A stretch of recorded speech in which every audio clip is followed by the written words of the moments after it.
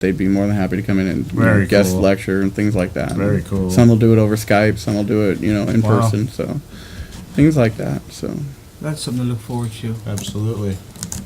You want to do a little news? Yeah, we could do some news. Why not?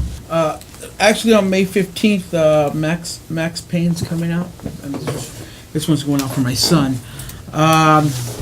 It says here for Max Payne, the tragedies that took his loved ones years ago, and for Max Payne, the tragedies that took his loved ones years ago are wounds that refuse to heal. No longer a cop, close to washed up and addicted to painkillers, Mac takes a job in Sao Paulo, Brazil, protecting the family of a wealthy real estate mogul, Rodrigo Branco, in an effort to finally escape his troubled past. But events that spiral out of control, Max Payne finds himself alone in the streets of an unfamiliar city, desperately searching for the truth and fighting for a way out.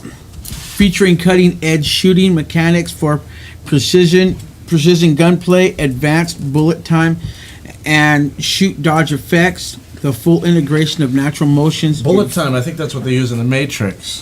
That's the kind of filming they did. Yeah, I think it's the rotating cameras. Right. Just the whole slow... Where he says, "What are you doing?" I'm dodging. It's like dodging a giant bullets. It's like a giant freeze frame that moves around the scene. So changed the whole. It did. Draw of special effects. But it says here that the storyline is seamless. It's highly detailed cinematic experience from Rockstar Max Payne Games. is the video game, isn't it? Yeah, it's a video game. They came out with the movie. That's the Mark Wahlberg. Yeah. I thought it was garbage. In addition to the expansive single player, will also be the first entry in the series to introduce an engrossing multiplayer experience. In a unique twist, Max Payne 3 multiplayer delivers a compelling experience that dynamically alters maps and mode progression for all players in that match. Cool. It's a video game. So, sounds like a good game. It's supposed to be coming out on the May 15th, I believe that's what it is. And so... if they could figure out the perfect chemistry with the relationship between a movie into a video game, there could be a big market out there. I don't think they've tapped into that resource well enough. Okay, story number 2. This one I found this one and I thought of Chris immediately. So here we go. If Magneto, the arch nemesis of the X-Men, was a tattooed hipster, he might look like this guy. Dave Herbin, a Dynasty tattoo artist from Newfield, New Jersey, surgically implanted 4 magnets into his wrist. Why? Basically, it's a cool, or at least unique way to hold his iPod Nano in place with his wristband. Yeah, instead of actually having a band holding his iPod onto his wrist, so that he can have his iPod Nano there, he put magnets under his skin so that it'll just clip to his skin. Right, and also... yeah, we'll see how long that lasts till it poison him and he has to have his hand cut off. I think this epilepsy. Yeah. Some people, I think they're doing it now. I seen some chick. She had like a little diamond like in her cheek or whatever, and I go, what? How in the funnel cake are you doing that? What do you stick something? She goes, no, I have magnets. They'll put they'll put a stud underneath their skin. Under the skin, and so she can just pull it off, and I can just put another there. Yeah, I said, do you have a magnet in your pumpkin skull? I got a friend who's like super tatted, right, all over. He even has like a goatee tat, and it's like that's crazy. He gets pissy because everybody looks at him, and he's like, "What are you looking at?" I'm like, going, "Well, you tattooed yourself. Of course, everybody's gonna look at Right. That's what he's living for." But he's still not at the point where he'll actually go through and pierce things and put all these pieces of metal on, and it's like that's taking it too far. Too far, right? Yeah. Back in March, it was revealed that Nokia has issued a patent for the vibrating tattoo, which could be permanently attached to a person's body and used to alert them when they were receiving a phone call or a text message. Yep. So that's just the just the shit that's coming out these days. The weirdness for all kinds of putting a phone in your head and all kinds of shit. Yeah. I remember reading a text message on your contact. I would love to have it on my glasses. That would be awesome. Yeah, that'd be pretty neat. I remember.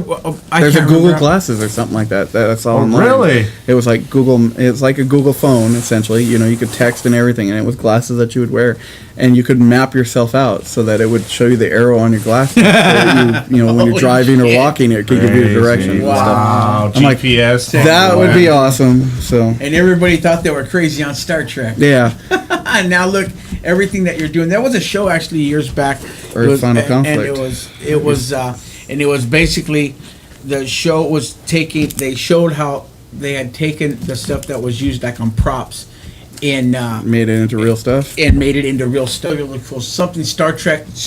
Yeah, there's one for Star Trek. There was Star Trek tech made real, and then there's a Star Wars Trek. Yes, exactly. Tech made real. They were on History Channel. Yeah. And just the wild invention that they come out with. Well, you figure, right? Have you ever seen a show called Earth Final Conflict? It was like a Gene Roddenberry show on what was it? KTLA here locally.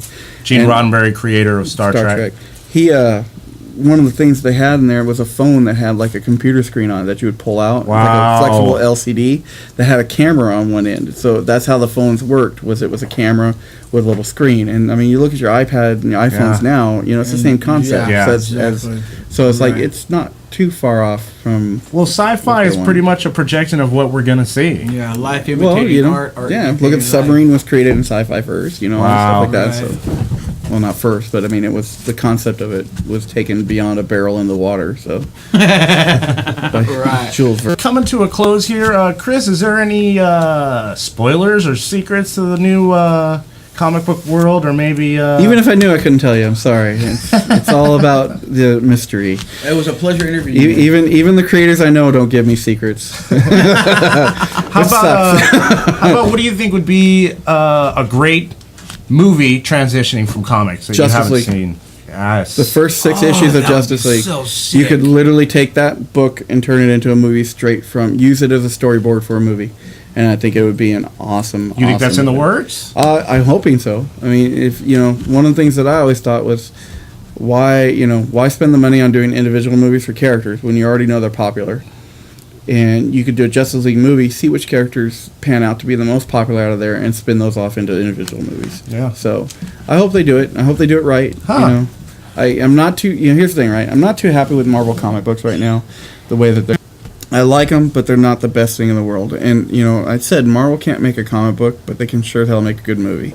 And DC, the recent movies, it was good, but it just didn't blow my mind. And the same concept, DC can make comic books, but they can't seem to make a movie. Yeah. And it's like they just need to get. Well, Marvel has Disney behind them. And DC has Warner. So I mean, it's there. It's just not there yet. You know. And like I said, I think the concept is that they feel they need to rewrite everything. You look at Marvel. They're not rewriting anything. I mean, literally, the characters they're using are the ultimate characters out of the comic books. They're rewriting it to give it a new story, but I mean, they're using characters straight out of the comic book. So, and I think Warner needs to do that. I think if anybody could get a taste of what the 52 is like, especially a Justice League movie for 52, oh my God, I think you'd see a huge surge of geekdom going overboard. So. Give Flash his own movie and Wonder Woman a chance to shine. Wonder Woman just can't seem to get up off the ground. Yeah. Nobody's liked the concepts of Wonder Woman so far. Because I have a friend who wrote a script that's been trying to sell it forever, and just nobody's liking the concepts. And I love Azzarello's Wonder Woman right now. He's a writer currently on Wonder Woman, and the way he's taken it. I mean, it's Greek. It is full-on Greek tragedy in a comic book with a superhero. So that's I mean, the roots it's of Wonder Woman. Awesome. So. And she's she's a warrior. She kills. That's what she does. She's she fights. She's not like, oh, I just beat people up. She's like, I'll take a sword and cut you in half kind of person. And that's how she was raised. Exactly. That's how she was raised. So I mean, I think like I said, there's a comic out there for everybody, and you can literally take Justice League and make that a movie for everybody too. Yeah, sure. So. But again, now it will always be compared to Avengers. Absolutely. So it's kind of like you got to come with your with your A game, or well, even beyond that, it's got to be up and be above and beyond on the A game. So we'll see. All right. I want to before we end. You have tables here. We're sitting at a table here, and I see them sitting across. Do you do tournaments here? We do. We do card gaming tournaments. We do Yu-Gi-Oh. We do Magic, the Gathering. We do Dungeons and Dragons. We do Naruto. We're now, how can people find out about that? Usually it's on the websites for the card companies. Okay. And we're listed at a Play Place. We're working on our website to get it all up I just wanted to get that out there. But yeah, and in store we have a calendar that shows all the dates and times. So. Okay, great. Cool. What would be the best battle between superheroes that you can think of? I'm waiting for Thanos. I want to see Thanos versus the Avengers. Just him stomping the crap out of them. Do you think he'll have the and gauntlet? then just going, and walk away. So I mean, that's where I want to see it happen. It seems like Bane's gonna do that to Batman. I don't know. Nolan said this is the last Batman. That if they want to continue Batman, they'll have to relaunch it. So we'll see. Maybe he's just gonna leave him broken, and that'll be the end of it. And that's gonna do it for this week's show. And a special shout out to my mom. Happy Mother's Day, Mom. And a happy Mother's Day to all you mothers out there. My name is Wes Rodriguez for Marin Flores and Chris Brady saying, what's your dream?